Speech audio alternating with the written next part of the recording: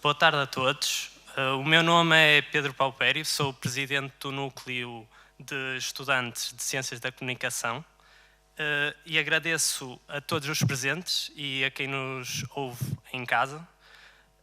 Como sempre ouvi dizer, o bom filho à casa torna e com isto quero agradecer ao Dr. Fernando Ferreira do Jornal Renovação, à Rita Moraes, empreendedora de redes sociais, e ao jornalista da SIC, Hélder Correia, antigos alunos da UFP, pela sua contribuição nesta dinâmica de mesa redonda. A mesa não é bem redonda, mas vai ter que servir. Vamos ter uma conversa sobre o impacto dos novos mídia na comunicação em tempos de pandemia e convido ao público para interagir e participar, caso queira. Como todos sabem, no ano passado fomos apanhados de surpresa por este vírus e, como em tudo na vida, tivemos que nos adaptar e aprender a viver com este vírus. E os meios de comunicação foram, durante este período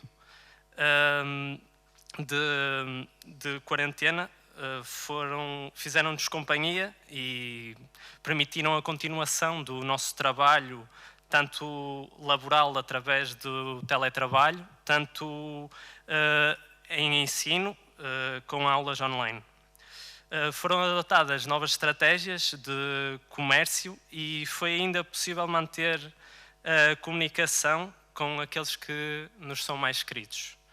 Vou então passar a palavra ao meu colega. Olá, muito boa tarde a todos. Conseguem me ouvir bem? Sim. Bem, eu sou o Pedro Ferreira, sou aluno do segundo ciclo de Ciências de Comunicação no mestrado de Relações Públicas, Publicidade e Marketing. Desde já quero agradecer então a presença aqui dos nossos três convidados, ao Rui, ao Fernando e à Rita. E gostava de começar com uma pequena pergunta. Visto que o nosso tema é adaptação ao vírus, gostava de perguntar que, visto que os três trabalham em áreas diferentes, mas relacionadas com a comunicação, gostaria de saber como é que cada um se conseguiu adaptar no seu meio às condições do vírus. Fernando, começa por si. Pode ser.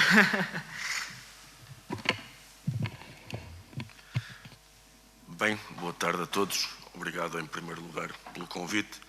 Saudar aqui os meus companheiros de painel. E a adaptação ao vírus, respondendo diretamente à sua pergunta, já vinha há 6, 7, 8 anos. Porquê? Porque os meios de comunicação social hoje em dia, já a grande maioria, pode fazer tudo online, tirando ir ao local saber as coisas. Portanto, e mesmo isso é possível através de plataformas digitais, como Zoom, ou Teams, ou videochamadas. Portanto, a partir do momento que nós sabemos que queremos uma peça jornalística, seja ela uma entrevista, uma reportagem ou uma notícia, nós temos que fazer o plano, que já está previamente formatado no nosso livro de estilo. Nós todos temos que ter um livro de estilo, é a minha ideologia máxima desde sempre, desde que passei por esta universidade e que aprendi muito com o professor Eduardo Paz Barroso, com a professora Sandra Tuna, que não está cá, mas que já a vi, e com outros tantos. Referenciei estes dois nomes porque estão aqui presentes e porque efetivamente me marcaram bastante. Mas o meu percurso de vida, voltando um bocadinho atrás, eu estudava e trabalhava, portanto, estudando e trabalhando, nós temos que ser multitasking, e no nosso curso e posteriormente na nossa profissão, hoje em dia já se debate muito o facto do jornalista ser multitasking, ou seja, fotografar, gravar vídeo, fazer entrevistas, fazer reportagens, em alguns casos até vender publicidade. Pronto. Mas isso depois, baseado na nossa adaptação, em concreto à sua pergunta. O mundo é online e quem não estiver online não existe, basicamente. Pronto. Não tenhamos a ilusão que o jornal vai, em caso particular, o jornal em papel vai deixar de existir. Não vai deixar de existir tão brevemente quanto isso. Porque 60% das pessoas usa jornal papel. Vai ter uma quebra?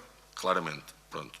Mas o mundo digital está cheio de oportunidades e o facto deste último ano e 3 meses, para a grande maioria que nem sequer estava no espaço online, começou a marcar presença online, viu os seus frutos,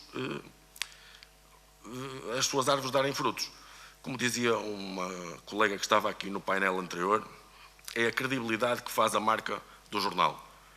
E para vos dar um exemplo específico, no Renovação, era um jornal que há 7 anos atrás, quando foi refundado, porque o jornal esteve parado durante 30 anos, um jornal com uma história de 200 anos, portanto, foi refundado em 2015. Em 2015 nós começamos num ranking, porque os números são bons e frios para o bem e para o mal, começamos num ranking de 10 a nível local e 33 a nível regional. Neste momento passamos do 33 a nível regional para o 7º lugar e passamos no local do 10º lugar para o 2º lugar, a batalhar contra players de 30, 40 e em alguns casos 50 anos. Portanto, alguma coisa nós havemos de estar a fazer bem e o mercado é mesmo por ali, porque, a título de curiosidade, o professor Eduardo Paz Barroso falava na política há bocado e faz todo sentido. Nas últimas eleições autárquicas, nenhum jornal, nenhum meio de comunicação social conseguiu entrevistar todos os candidatos às câmaras da nossa área de atividade e nós conseguimos, 1 a 1. Portanto, isso chama-se credibilidade.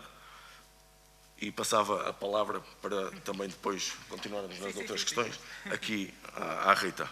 Obrigado. Ok. Conseguem ouvir-me também? Boa.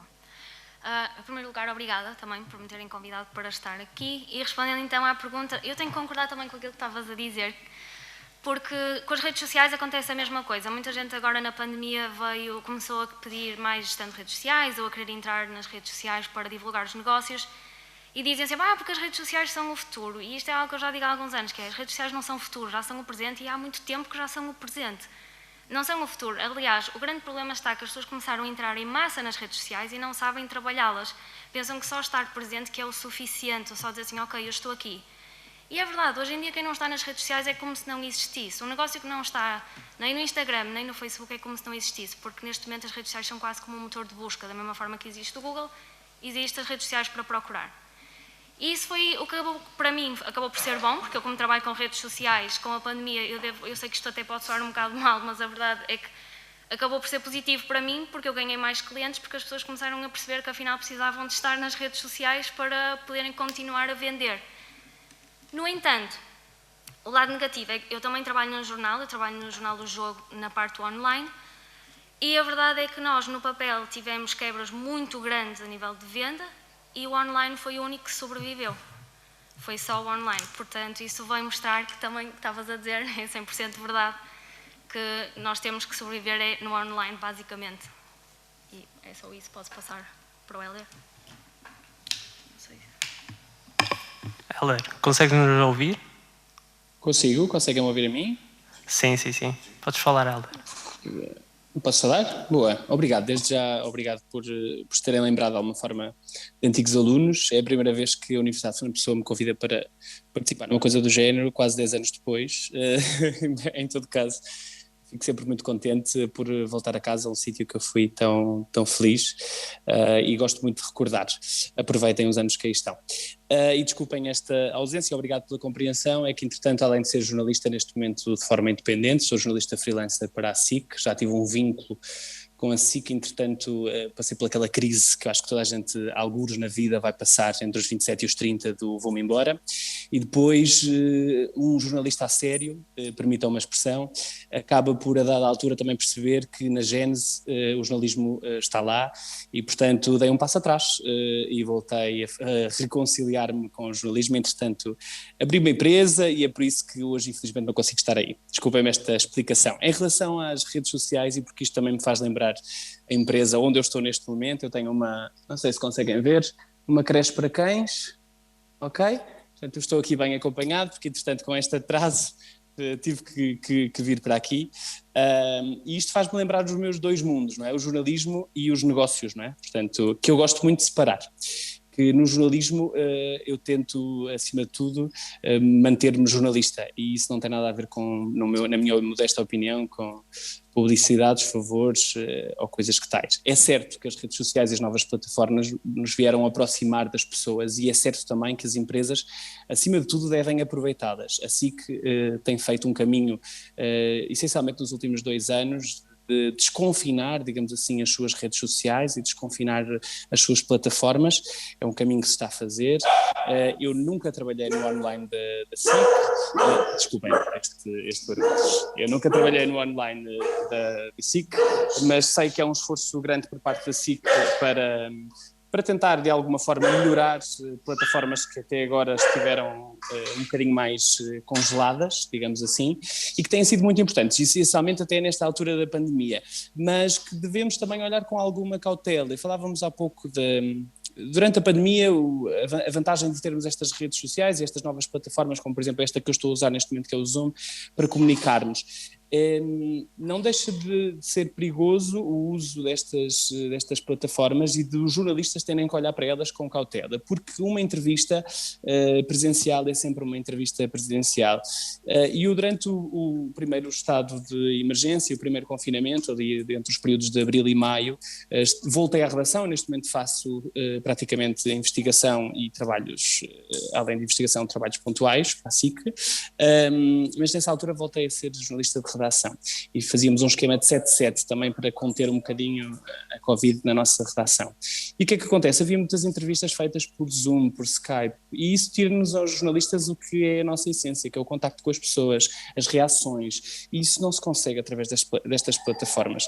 Claro que estamos a ver as pessoas, claro que há sempre uma imagem, há sempre um som, mas não é efetivamente a mesma coisa de pegarmos no nosso carro, irmos a um sítio e sentirmos o sítio, a conversa e as reações in loco, não é? E isso nunca deve ser substituído. É certo que devemos aproveitar sempre que possível e para facilitar o trabalho, e o jornalismo é cada vez mais imediato, mas também porque eu faço investigação e gosto muito de fazer trabalhos com calma, que é uma coisa que hoje em dia se faz pouco, não é?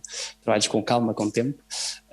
Acho que devemos também olhar para as redes sociais com cautela e as novas plataformas com cautela, para que realmente jornais como os dos nossos, os dos convidados deste painel também, continuem a existir, e porque são ferramentas muito importantes. Elas não nos vieram, as novas plataformas, substituir os meios de comunicação antigos, vieram assim auxiliá-los, mas sempre com muita cautela. E como dizia a Rita, estão no presente, não são no futuro, já estavam no presente há uns quase 10 anos, na verdade, têm simplesmente mudado bastante e estão cada vez mais presentes, mas devem ser sempre muito acompanhadas e reguladas, que é uma coisa que se fala muito pouco da regulação, e não é uma regulação só nacional, também devemos ponderar uma regulação europeia. É certo que a União Europeia tem trabalhado nisso nos últimos anos, mas devemos todos, enquanto jornalistas e profissionais de comunicação, insistir nesse ponto, porque o jornalismo precisa de alguma segurança que estas plataformas nem sempre nos conseguem dar.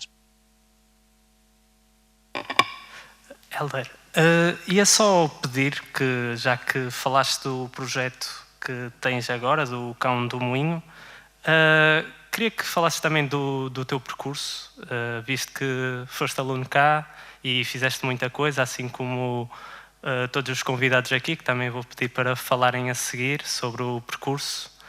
Se quiseres começar já. Ok. Pronto, às vezes eu falo, parece que estou a ler uma bula de medicamentos. Se não me compreenderem muito bem, por favor digam, até porque é uma coisa que não se deve fazer para cuidar da voz, ok? Devemos todos falar com um bocadinho mais de calma. Então, eu formei-me na Universidade de Fernando Pessoa, tirei o mestrado em Lisboa, na Escola Superior de Comunicação Social, e sintam-se uns privilegiados pela universidade que têm, também a informação que têm, os professores que têm. A Universidade de Fernando Pessoa é extraordinária, não estão a fazer um favor a ninguém. Digo isto com orgulho e com decoração. Okay? Experimentei instituições públicas e privadas e estou muito contente com o FP, está bem? Portanto, aproveitem. Depois disso fiz um caminho, o meu caminho passou por produtoras, fiz um estágio na SIC a seguir ao meu mestrado, consegui o meu lugar, comecei a trabalhar em ambiente, passei para a equipa de economia, onde eu estive quase 6 anos, Acabei o meu percurso fixo, digamos assim, na SIC, na equipa de política, e depois divorciei-me do jornalismo 6 meses.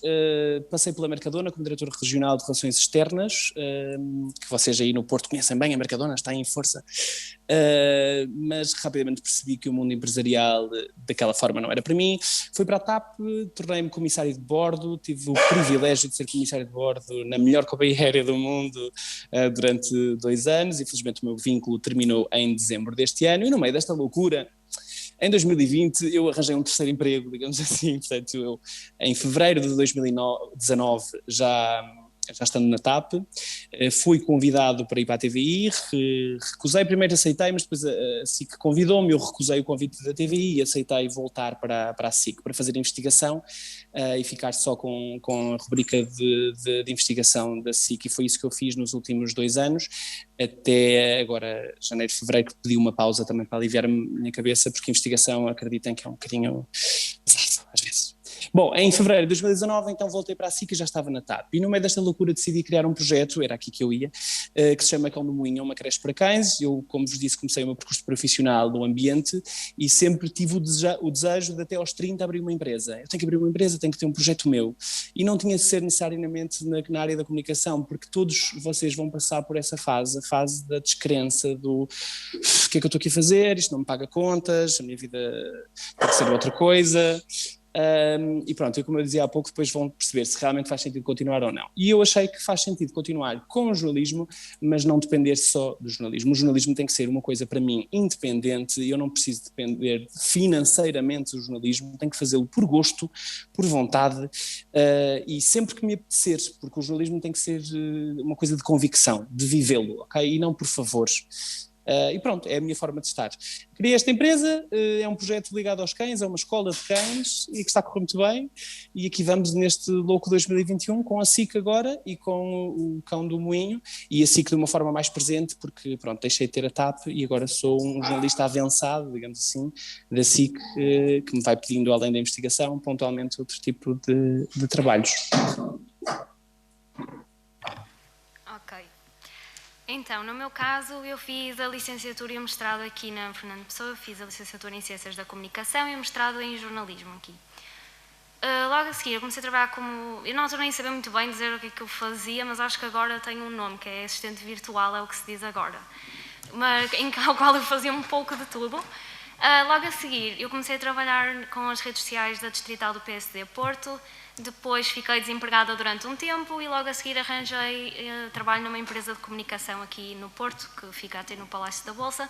Trabalhei lá durante 2 ou 3 anos, até que eu própria também decidi seguir o meu caminho. Achei que estava na altura, porque eu sempre quis trabalhar para mim, eu gosto de trabalhar para mim. A verdade é que eu gosto de poder fazer os meus horários, de não ser obrigada a trabalhar de segunda a sexta, das 9 às 6. Eu sei, há pessoas que gostam e está tudo bem, mas é o meu feitio, eu não gosto, e podendo, eu optei por sair e tentar procurar eu os meus clientes estando em redes sociais. Isto porque na empresa de comunicação eu só fazia estando em redes sociais.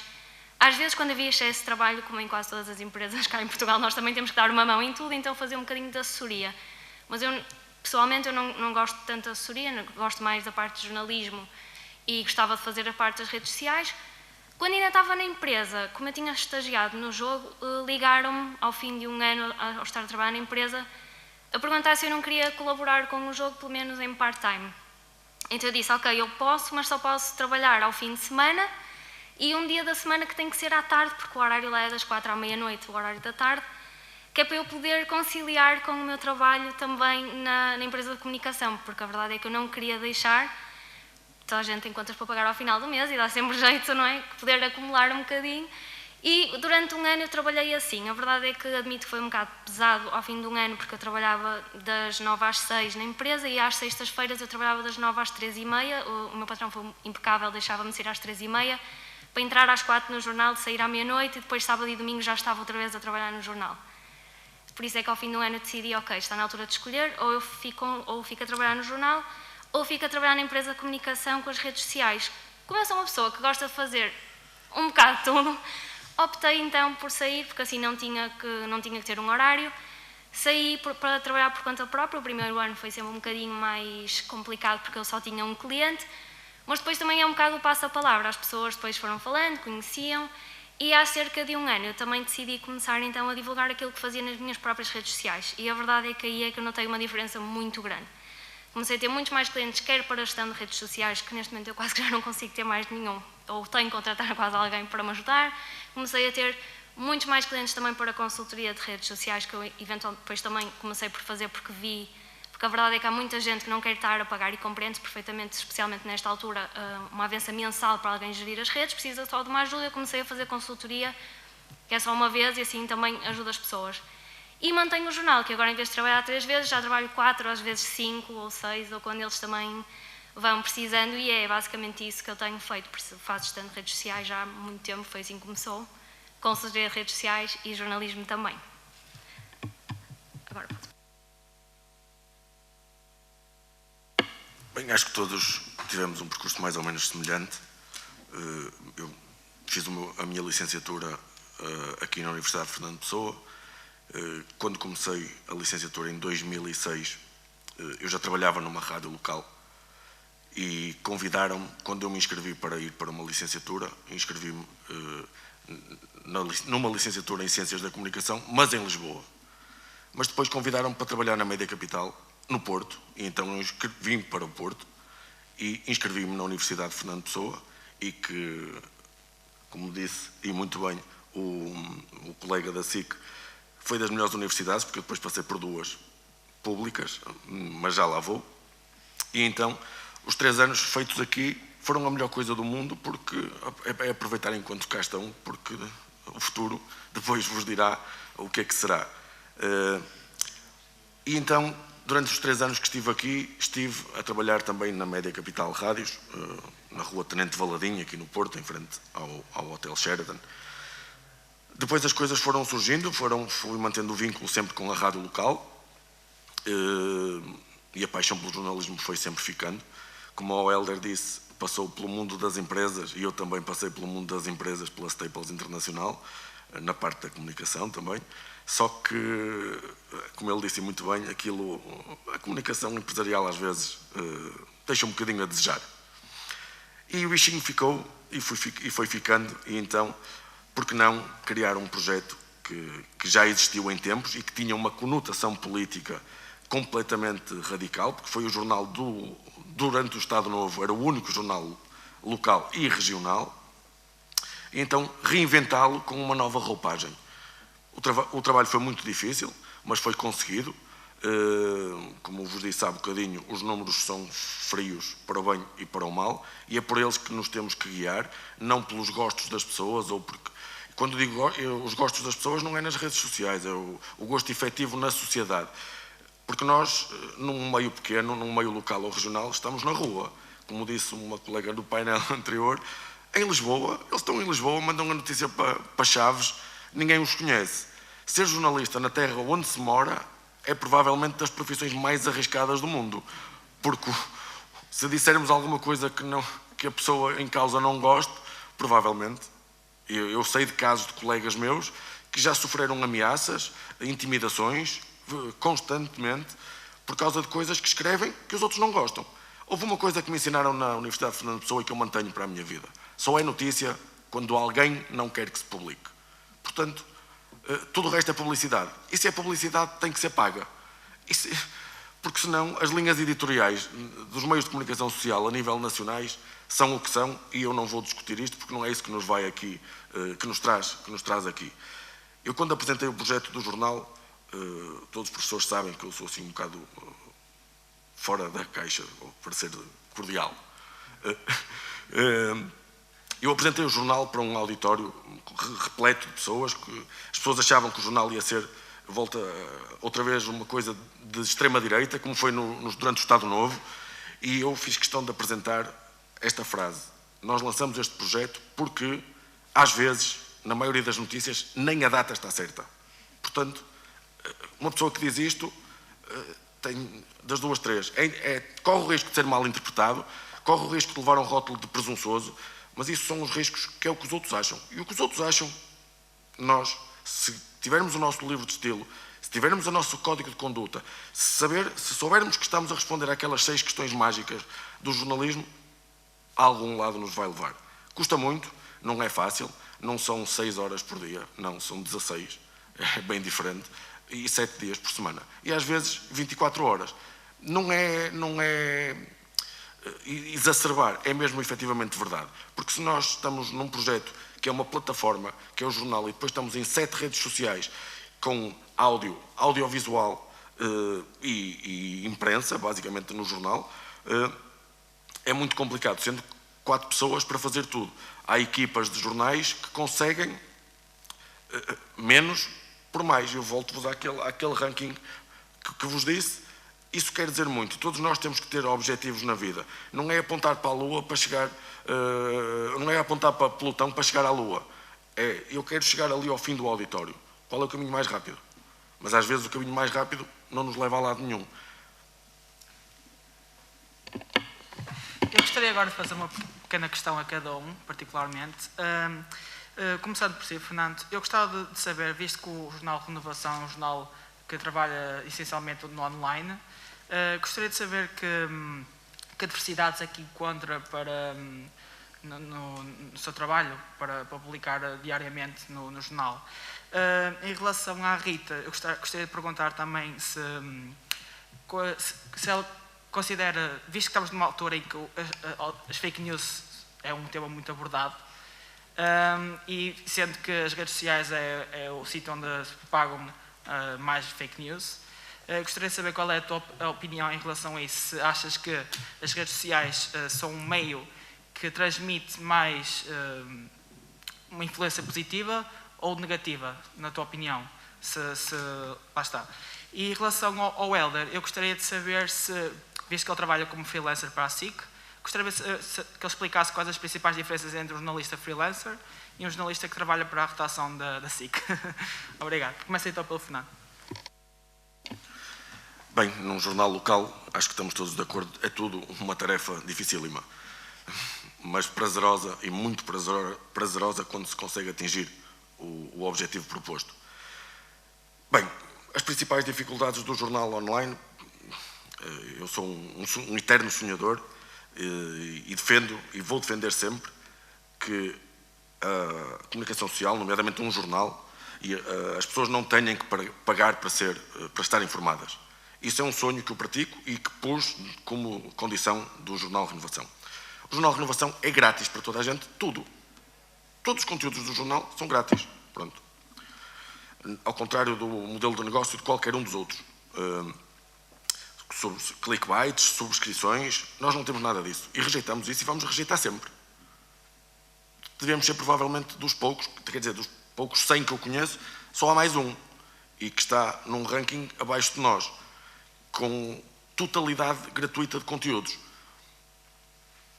Porque é um direito das pessoas. As pessoas têm que estar informadas.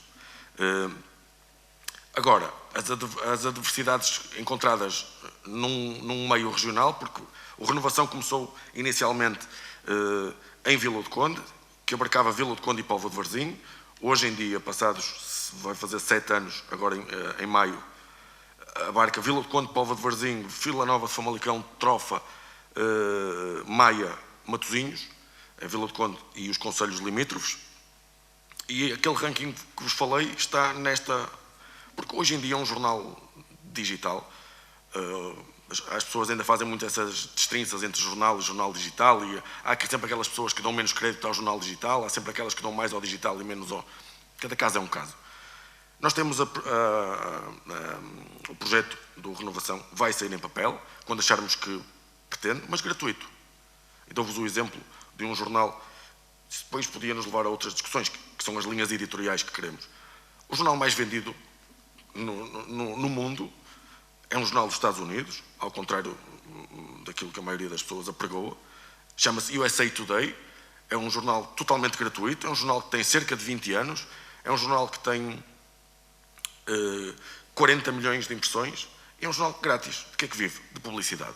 Pronto. Existe online, existe principalmente em papel.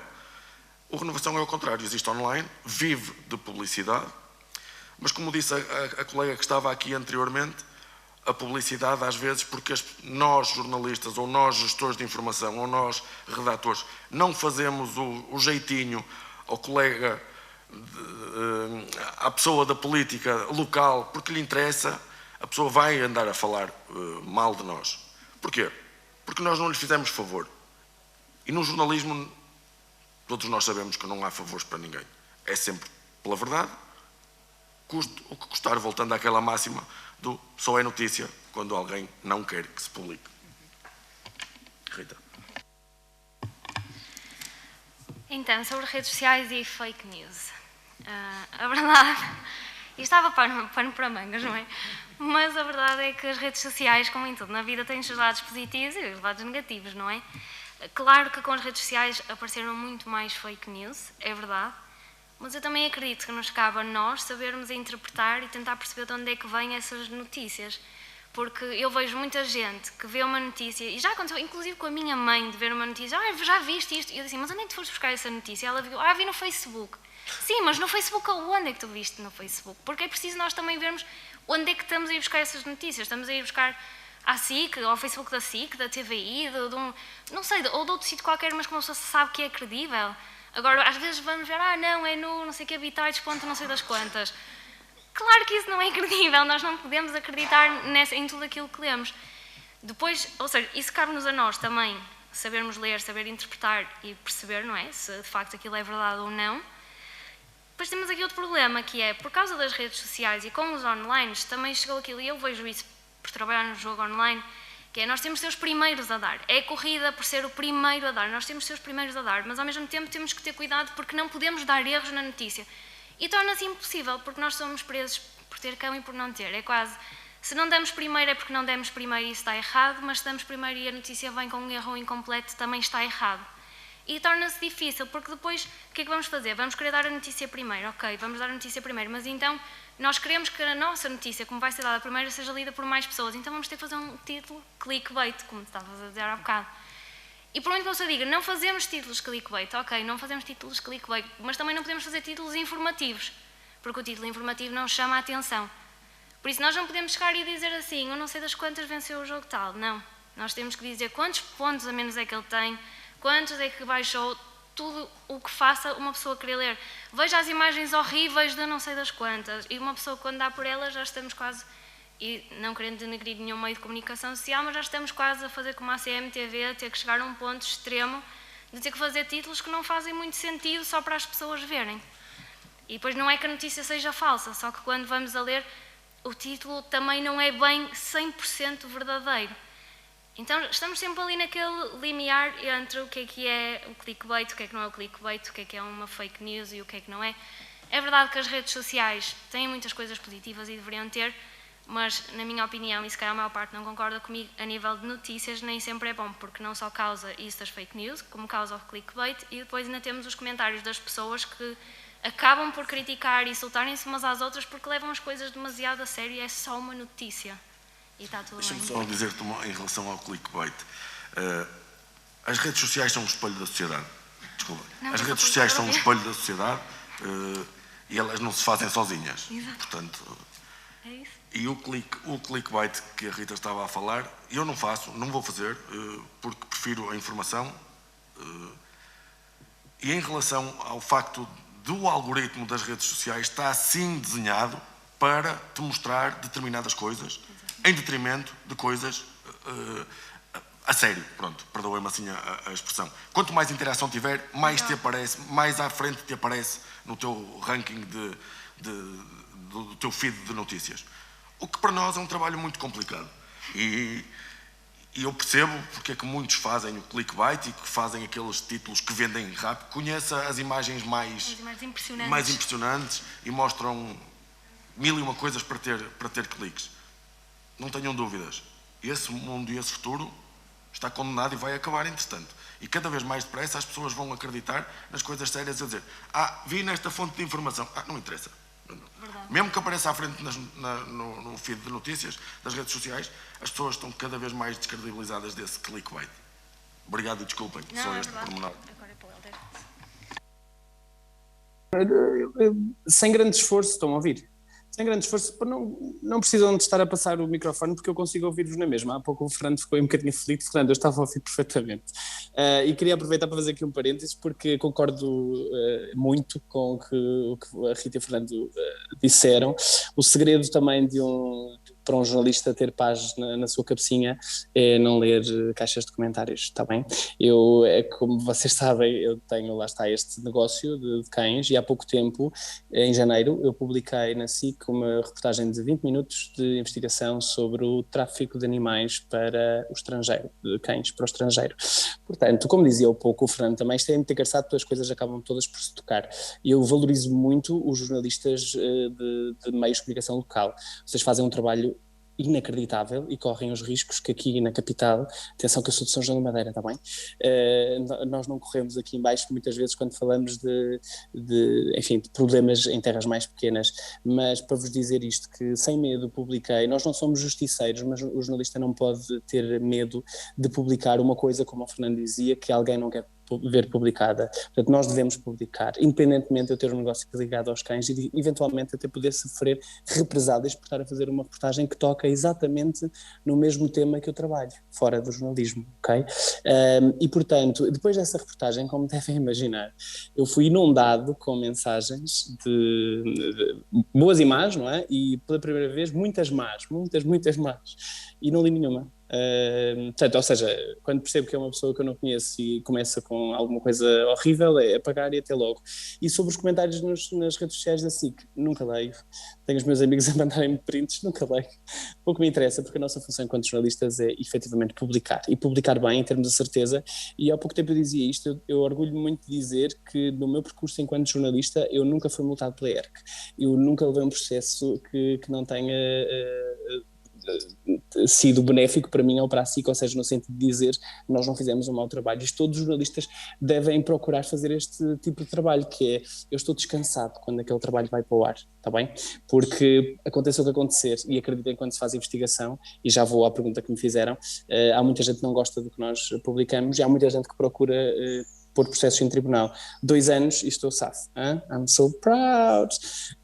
Portanto, significa que alguma coisa está certa. Significa que quando colocamos no ar, temos mesmo a certeza que aconteça o que acontecer, estamos escudados de toda a documentação, de toda a informação que nos pode salvaguardar num processo judicial. E sem medos, não é ser jornalista justiceiro, porque eu também não gosto disso, mas sem medo, ok?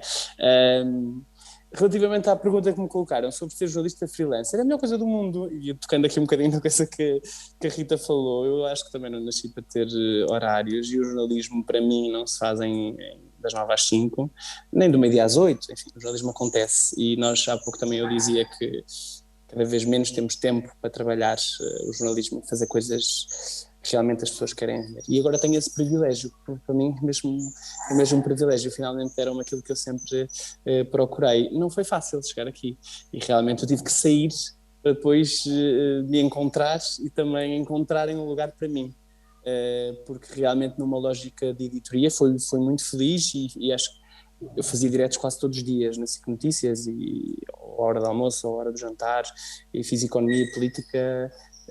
Enfim, eu já estou na SIC desde 2013, portanto foi muito bom, aprendi imenso, mas já chegava e eu precisava fazer outras coisas, e não toda a gente tem este perfil, como dizia a Rita, nem toda a gente se dá bem com a falta de horários, mas por exemplo, se me perguntarem a que horas é que tu escreves, eu começo a escrever as tuas peças, Hélder, e agora vou tocar nas conversas do Fernando, eu provavelmente vou para a SIC à meia-noite escrever, porque eu não, imagina, às 4 da tarde, tens que fechar a peça até às 8. Ok, se é uma peça de dia eu fecho, mas às 4 da tarde eu se calhar não sou produtivo, outras pessoas são, mas eu se calhar não sou produtivo, it is what it is, né? Portanto eu vou ser produtivo à meia-noite, e as minhas meninas, enfim, as colaboradoras aqui do Cão do Moinho gozam muito comigo, porque às vezes eu saio, vou jantar e tal, e a seguir ainda vou para a SIC trabalhar, mas é a vida, é assim que eu também me sinto bem. Um jornalista freelancer é isto, é não ter horários, para o bem e para o mal, e é poder ter essa liberdade, ao mesmo tempo é bom, porque nós podemos ter uma vida mais calma, às vezes também é mais estressante, quando temos assim a pressão, e eu tenho quase a certeza que todos vocês aí trabalham bem sob pressão, porque um jornalista também, por essência, é um animal de sofrer pressões e saber que tem ali uma deadline, e portanto sim, ser jornalista freelancer foi uma conquista que eu valorizo muito. Neste momento, como eu vos dizia, tenho uma relação um bocadinho diferente com a SIC, eu agora passei a ter uma avança, portanto Vou voltar agora a fazer uma investigação, comecei a trabalhar nela esta semana. Vai ser uma parceria da SIC com um projeto online, nem por acaso. É a primeira vez que eu vou trabalhar em parceria, vai ser uma coisa gira.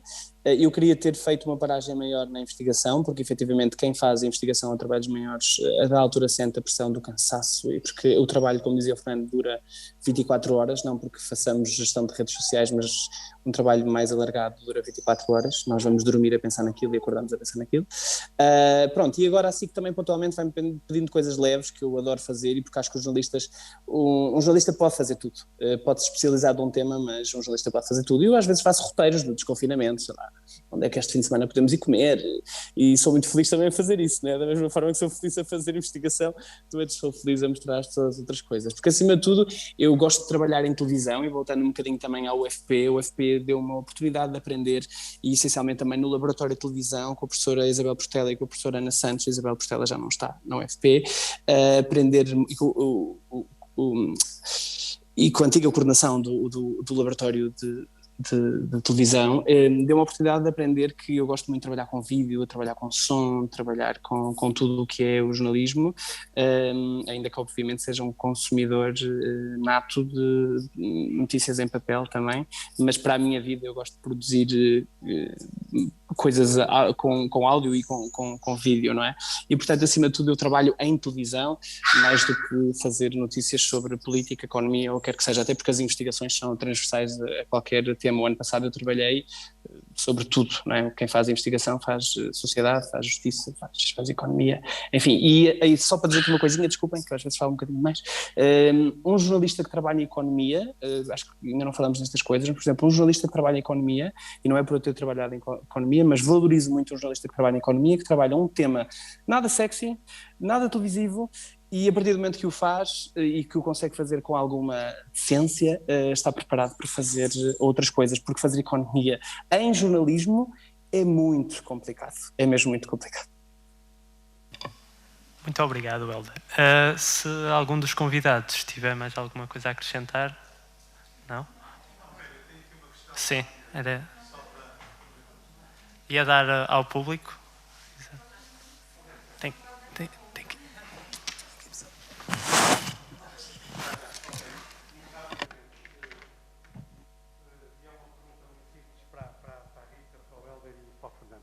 Para já dizer, tendo aqui obrigado. Tendo aqui um lado e o outro, que é um bocado o seguinte. Eu acho que estes testemunhos não gosto da palavra antigo, porque estes alunos não são antigos. Eu próprio nas aulas digo, eu sou sempre aluno, estou sempre a estudar, e portanto estas conversas entre alunos são uma das coisas mais importantes que pode acontecer. Porque uma universidade, seja esta, seja qualquer grande universidade pública, e eu estou ligado às universidades públicas também, estou em universidades públicas sempre, uma universidade é feita por professores e alunos. Quem manda verdadeiramente, e aqui não deem à palavra mandar outro sentido que não seja o de fazer viver e fazer acontecer, quem manda na universidade são os professores e os alunos. E o futuro da universidade, e o sucesso da universidade, e o sucesso de quem detém poder efetivo na universidade, institucional, reitoral e outro, deve tudo a esta relação entre professores e alunos. E é desse ponto de vista que eu considero que este momento é um dos momentos mais importantes do dia. Por outro lado, e isto é a pergunta mais imediata, para a Rita, para o Fernando e para o Helder, eles falaram aqui muitas coisas interessantes. Falou-se aqui, isto aqui dava para outro colóquio e para outro dia de Ciências da Comunicação. Mas eu vou apenas pegar num aspecto que até por razões geracionais me parece extremamente pertinente. Nós vivemos há mais de um ano no online. Nós sempre tivemos uma relação com o online. Nós discutíamos o futuro dos jornais, papel versus online. Mas agora nós, e eu vou resumir isto numa frase que toda a gente vai perceber, já não suporto ecrãs. Estou farto de ecrãs. Já não posso reuniões na Zoom, aulas na Colibri. E, portanto, a questão que eu vos coloco em concreto é muito simples. O que é que vocês acham que nós temos que fazer para reaprender a viver em conjunto, face a face, um ao lado do outro, um diante do outro, um atrás do outro. Isto é, para humanizar aquilo que o virtual nos retira. Basicamente é isto.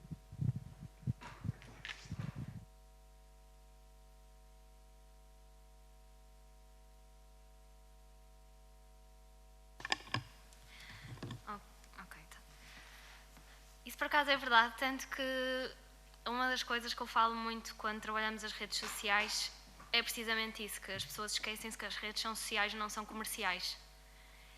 Ou seja, nós usamos as redes sociais para socializar, e o que aconteceu agora quando as pessoas viraram para as redes sociais foi que acharam que de repente iam começar a postar montes de fotos para poder vender as suas coisas, e não é isso que acontece. As pessoas querem de facto mais humanidade, querem humanizar tudo, querem estar em contacto com os outros, e eu acho que, pelo menos eu falo por mim, eu não sinto que eu tenha que aprender a estar com as outras pessoas, que eu própria sinto falta de estar com as pessoas. Eu sou a pessoa que sempre quis trabalhar a partir de casa, e neste momento eu já não aguento estar a trabalhar mais em casa, e estou ansiosa por voltar para a redação para ter contacto com os meus colegas e com as pessoas, porque eu acho que isso é o mais importante, especialmente no jornalismo. Eu acho que o jornalismo vive, e há bocado o Helder estava a dizer isso, que não é a mesma coisa fazer uma entrevista pelo Zoom. Uma pessoa tem que estar com as pessoas, e faz toda a diferença estar com as pessoas. Em relação ao papel, sinceramente, o que eu noto, e que eu falei há bocado, e é verdade que, por exemplo, no jogo nós notamos uma quebra muito grande de vendas a nível do papel, e eu acho que se calhar o papel está na altura de se começar a reinventar, pelo menos a nível do desportivo, que é onde eu tenho mais experiência, porque as coisas que nós publicamos hoje em dia já não chegam, já não é o suficiente. Nós, no fundo, uma pessoa acaba por partilhar e por publicar o que é que aconteceu no jogo, e isso toda a gente já sabe.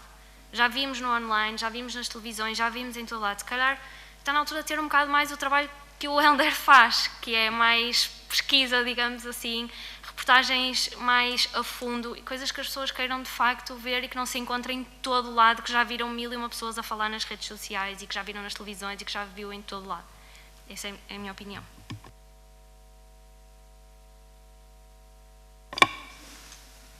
Helder, podes falar, Helder. Não, desculpem, eu nem queria interromper, mas só para não nos desligarmos daqui, só fazer um parênteses. E a verdade é que não há nenhuma audiência que nos diga que as pessoas não consomem trabalhos com calma. Quando eu digo trabalhos com calma, são reportagens alargadas, reportagens especiais, investigações. A verdade é que as pessoas consomem, portanto, a televisão que nos vende, ou as redes sociais que nos vendem o imediatismo, acabam muitas vezes, isto do ponto de vista do jornalismo, não é? Por ser desmentidas, digamos assim, quando analisamos em profundidade o que é que acontece aos trabalhos de investigação, aos trabalhos com mais ponderação. Esses trabalhos são extremamente bem vendidos, extremamente bem consumidos. A questão é que, aqui é muito importante, Rita, é que há falta de coragem, de vontade e de liderança de quem realmente tem essa oportunidade de apostar nesses trabalhos. Porquê? São mais caros, menos rentáveis para as empresas, e hoje em dia a economia, ou as finanças, mais do que a economia, as finanças lideram muito do nosso mercado, e efetivamente é chato e é muito pesado para uma empresa deixar isto acontecer. Agora, haja coragem para deixar isso acontecer, e é certo, porque tudo nos diz que as pessoas estão cansadas deste ambiente de jornal que, enfim, oferece a notícia de ontem, que já vimos, e deste ambiente de televisão que oferece aquilo que vimos a tarde inteira. Eu vou-vos dar só um exemplo que ilustra perfeitamente aquilo que o professor Eduardo Paz Barroso estava a dizer. Durante 2 anos eu fiz um trabalho de investigação sobre água, e dizem vocês. Curiosamente era sobre economia, e era sobre uma concessionária de água, ou seja, uma água de serviço público privada. Não vou dizer nomes, mas passado 2 anos de investigar e de ter saído uma peça, vou falar em termos de caracteres e depois em palavras, de 1500 caracteres, 480 palavras, um texto, basicamente é mais ou menos uma folha A4,5 do Word. Passado um dia de ter saído, recebi um contacto da empresa a dizer que estava disponível para colaborar com as nossas investigações, coisa que não o fez durante os 2 anos anteriores. Mas como foi plasmado e vertido tudo o que era as ligações financeiras e económicas da empresa localmente, regionalmente, nacionalmente e internacionalmente, com os nomes das pessoas que lideravam e com as percentagens parcelares de quem tinha quanto e quem ganhava Y, assim é que temos que fazer as coisas. Já se acharam por bem, porque é um tema de interesse público, porque há uma discussão pública e um cinema bastante grande, principalmente no Grande Porto, sobre as concessões privadas de água e até de saneamento e outras tantas.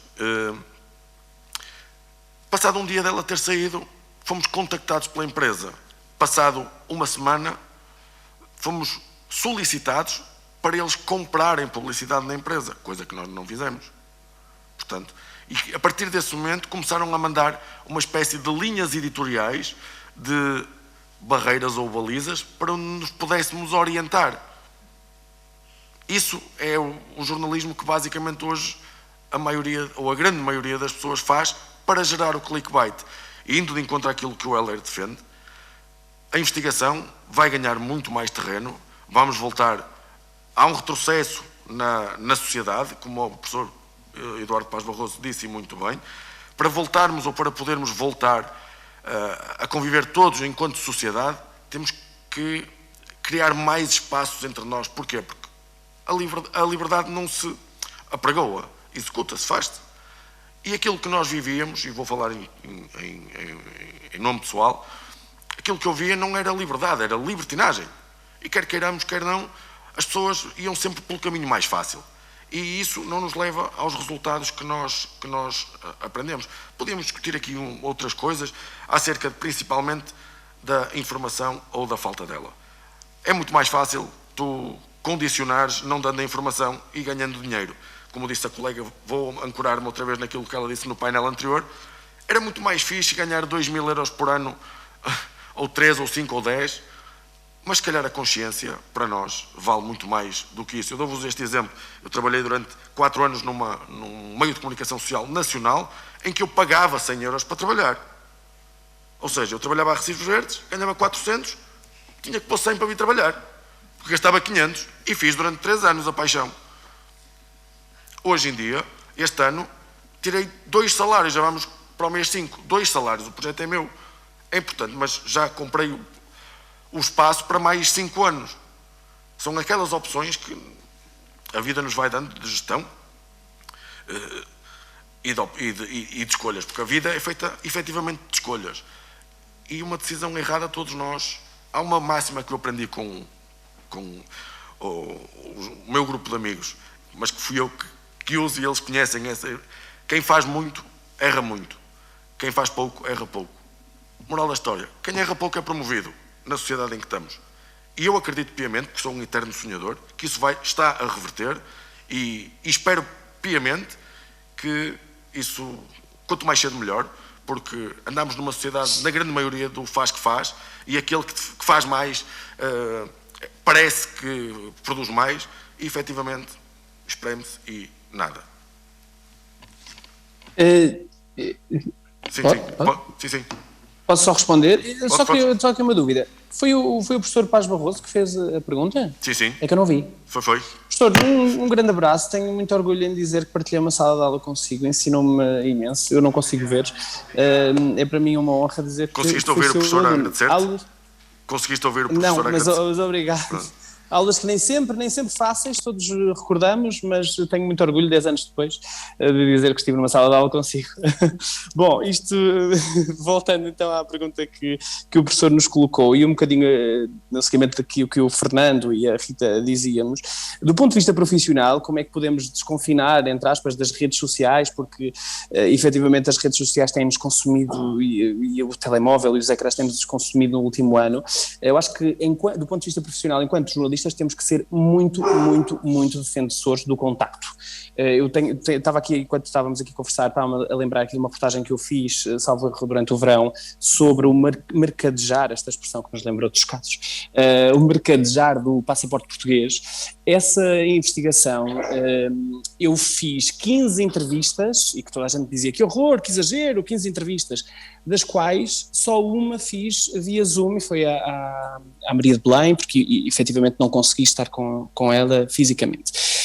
Ao mesmo tempo que eu fiz 15 entrevistas e só uma foi via Zoom, eu tinha na minha redação pessoas que diziam, mas por que raio, mas podes fazer agora via Zoom, e olha os riscos que tu corres, efetivamente, mas vamos lá ver, ninguém vai para médico a achar que não vai lidar com uma pandemia, ninguém vai para jornalista a achar que de repente não vai levar um atrasado mental que nos agride à porta de um estádio de futebol ou coisa do género, não é? Ninguém vai para o jornalismo a achar que está atrás de uma secretária sentada a fazer entrevistas a pessoas. Portanto, nós, do ponto de vista profissional, temos que ser rigorosos nisso e defender aquilo que faz sentido, que é fazer jornalismo presencial e não jornalismo jornalismo apenas via redes sociais ou via novas plataformas. Desculpem lá esta música de fundo. Do ponto de vista pessoal, eu faço isso, como a Rita também falava um bocadinho, faço isso muito bem, que é eu, como tenho uma empresa, também faço a gestão das redes sociais da minha empresa e gosto muito e divirto-me imenso. Gosto muito também, quando tenho o meu tempo, de desligar totalmente, não é? E de me conectar às pessoas e dizer adeus até logo às redes sociais e de sentir que é segunda-feira e eu não sei nada sobre o mundo, e à segunda-feira eu acho que não sei mesmo nada sobre o mundo. Pronto, abrimos então, damos então a oportunidade ao nosso público de fazer as questões que se pretenderem. Há alguma questão?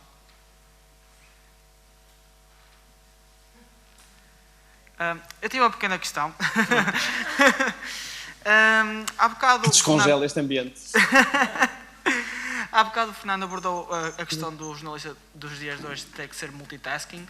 Eu gostava de perguntar qual é a necessidade com uma pessoa que esteja agora a ingressar na área do jornalismo, qual é a necessidade que essa pessoa tem que ter de ser multitasking, ou seja, de abordar mais outras áreas, não só o jornalismo ao mesmo tempo, marketing ao mesmo tempo, edição, por exemplo.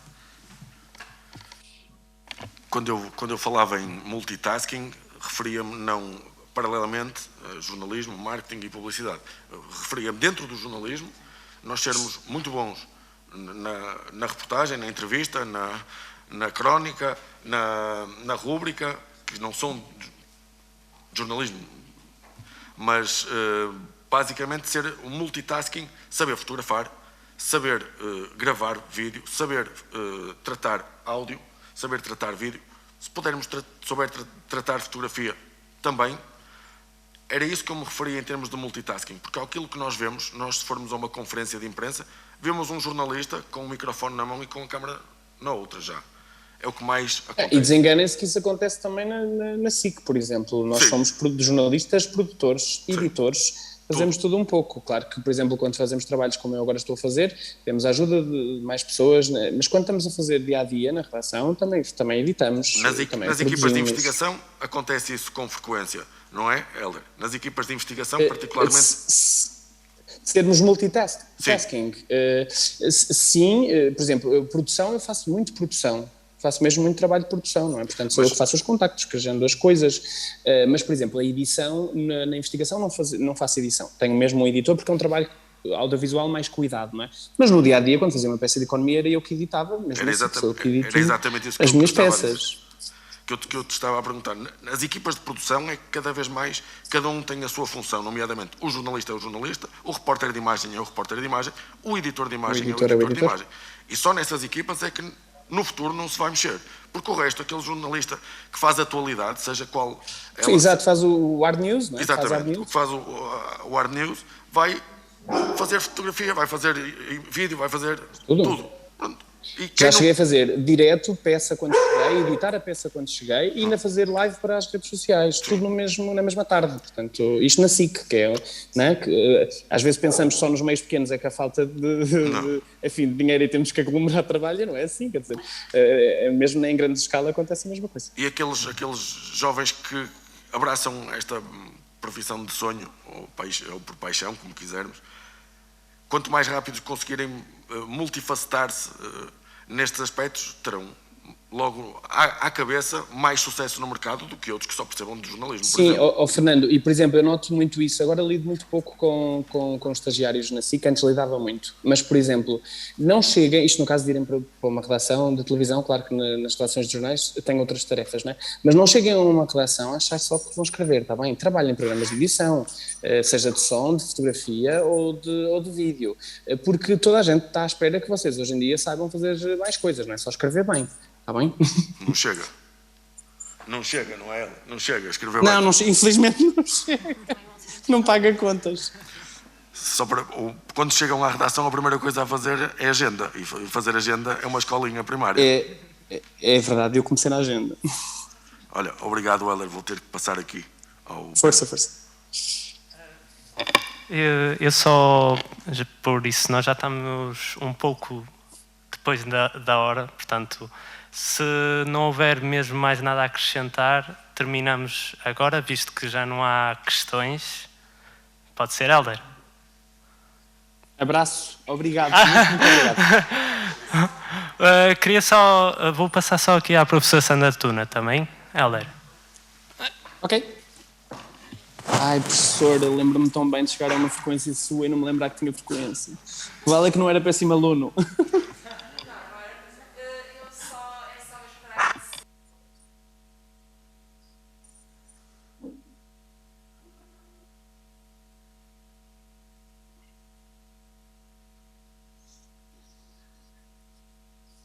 Em breve. Fica a promessa.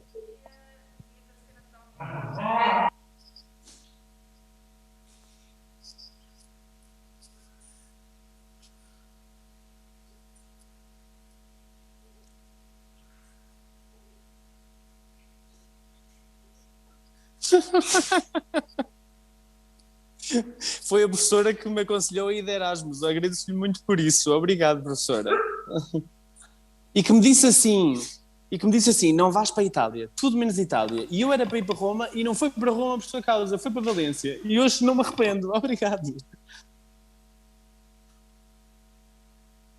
É verdade.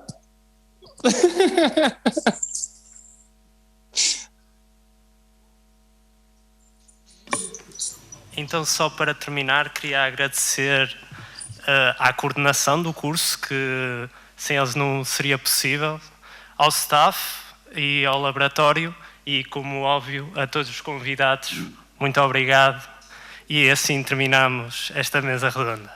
Muito obrigado. Obrigado. Abraço. Obrigado.